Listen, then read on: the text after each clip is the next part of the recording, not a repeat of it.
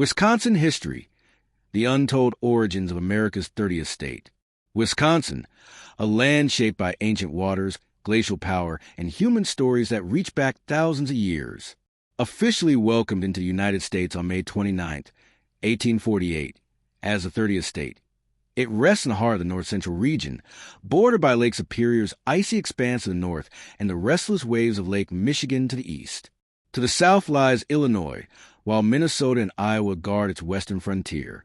But the name Wisconsin hides a deeper origin, an anglicized echo of a French interpretation of the Algonquin word mescalzing, meaning this stream of red stone. This cryptic reference points to the Wisconsin River, a waterway that has witnessed every chapter of the state's past. At its center stands Madison, the capital, holding stories both political and primeval. Early history. Long before the first Europeans set foot here, Wisconsin's land was already ancient with memory. Nearly 12,000 years ago, Paleo-Indians arrived as the last great glaciers withdrew, leaving behind vast lakes, fertile plains, and a landscape rich for settlement. These early peoples built effigy mounds, earthen shapes that still rise silently from the soil. 20 of them remain in the Madison area alone, silent witnesses to a world that predates history itself. By the 1600s, when European explorers first ventured into Wisconsin, the land was alive with diverse native nations. Ojibwe, Menominee, Ho-Chunk, Potawatomi, Kickapoo, Sauk, Fox, Illinois, Miami, Mascoutin, Huron, Ottawa, and Santee Sioux. Each tribe carried its own traditions, alliances, and rivalries. Today, only 4 of these original nations remain: the Ojibwe, Menominee, Ho-Chunk, and Potawatomi, joined by 4 others who arrived from the east in the 1820s: the Stockbridge and Muncie Mohicans, the Brotherton, and the Oneida. Wisconsin's story is not just one of borders and treaties. It is a layered tale of survival, migration, and the enduring mystery of a land that has drawn people to its rivers and forests for over 10 millennia. Early settlement, from untamed frontier to a shaped state. In 1634, French explorer Jean Nicolet stepped ashore, most likely the first European to set foot in what would one day be Wisconsin. At the time, the land was a wilderness of waterways, dense forests, and ancient trails known only to its native inhabitants. For more than a century, it remained under French control until the Treaty of Paris in 1763 transferred it to the British. 2 decades later, the Peace of Paris in 1783 ceded it to the United States, and the tide of change began to rise. The American arrival brought an unrelenting transformation. Forests fell beneath the axe, roads carved through untouched land, towns appeared where only prairie and woodland had stood. Native Americans, who had walked these lands for millennia, were stripped of their territories through treaties that offered little in return and military defeats that sealed their loss.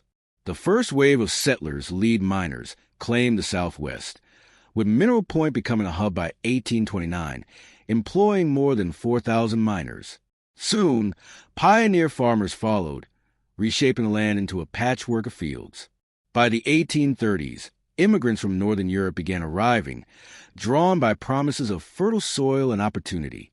The Wisconsin Territory was created in 1836, a vast expanse that included present-day Iowa, Minnesota, and parts of the Dakotas. But as maps were redrawn, the territory shrank, and by 1848 Wisconsin entered the Union as the 30th state. In just 2 years, its population soared from 30,000 to more than 300,000, a staggering transformation in both landscape and culture. By 1880, nearly every arable acre had been claimed. Mining gave way to agriculture, especially in the southern 2/3 of the state, where dairying emerged as the crown jewel. By the early 20th century, Wisconsin had earned its title as the nation's leader in cheese, milk, and dairy products, a legacy that endures. In the 1870s, the northern forest fell under the saws of the lumber industry, feeding an insatiable demand for timber. For 40 years, the logging boom reshaped the land, leaving behind barren tracts that would only begin to heal in the mid-20th century through reforestation and eco-friendly tourism. Yet Wisconsin's identity was shaped by more than industry and immigration. It was forged in its moral convictions. In the 1850s, the state emerged as a fierce opponent of slavery. Escaping slaves traveled through its hidden routes of the Underground Railroad toward freedom in Canada. In 1854, in a modest schoolhouse in Ripon, abolitionists called for the formation of a new political movement, the Republican Party. That same year, the Wisconsin Supreme Court made history by declaring the Fugitive Slave Act unconstitutional, a bold stand that defied federal law and cemented Wisconsin's place as a state unafraid to challenge injustice. Political and economic maturity, the rise of reform, and the Wisconsin idea. In the turbulent years after the American Civil War, Wisconsin, like much of the nation, felt the rumblings of political unrest. Across the country, resentment grew toward the unchecked power of railroads and the vast influence of big business. By the dawn of the 20th century, this dissatisfaction crystallized into the progressive movement, and Wisconsin stood at its epicenter. It was here that reformer Robert M. La Follette rose to prominence, a voice unafraid to challenge entrenched interests. As governor, and later as a U.S. Senator, La Follette championed sweeping reforms that positioned Wisconsin as a pioneer in social legislation. Laws emerged that were unprecedented in the nation. The Corrupt Practices Act to curb political manipulation, a Workers' Compensation Act to protect laborers, and the nation's first state income tax law. From this political awakening sprang the Wisconsin idea, a vision that stretched far beyond the walls of government buildings. Guided by the principle that the boundaries of the university campus are the boundaries of the state, it sought to harness the combined strength of the University of Wisconsin, state officials, and citizens groups to tackle the pressing social, political, and economic challenges of the time. For decades, the Republican Party dominated Wisconsin's political landscape, winning most state and presidential elections until 1932. Yet the progressive spirit refused to fade. In 1934, the movement formally broke from the Republican Party, creating the Wisconsin Progressive Party, a force that, though short-lived, left an enduring imprint. By 1946, the Progressives rejoined the Republicans, though many members gravitated toward the growing Democratic Party. What followed was a political rebalancing. After more than a century of Republican control, Democrats claimed 4 of 6 governorships within just 25 years and often commanded a legislative majority. Still, Wisconsin remained politically complex. While Democrats gained ground in state politics, Republican presidential candidates frequently found strong support here.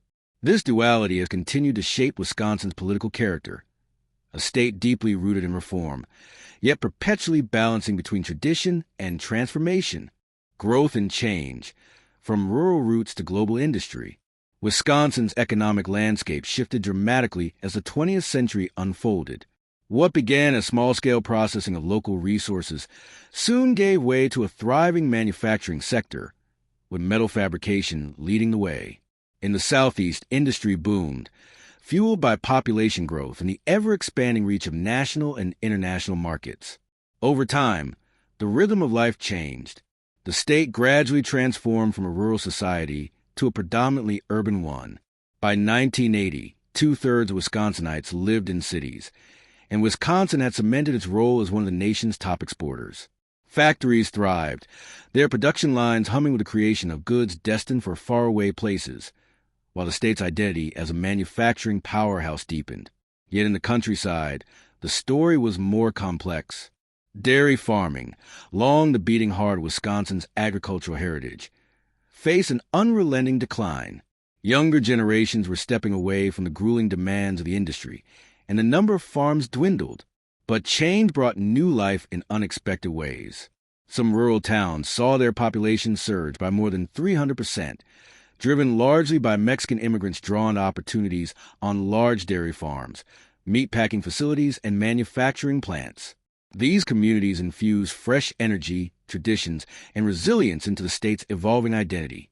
Wisconsin's journey is one of reinvention, a land that has transformed from glacial wilderness to industrial leader, from rural farmlands to vibrant urban hubs, all while carrying forward the stories of those who built it.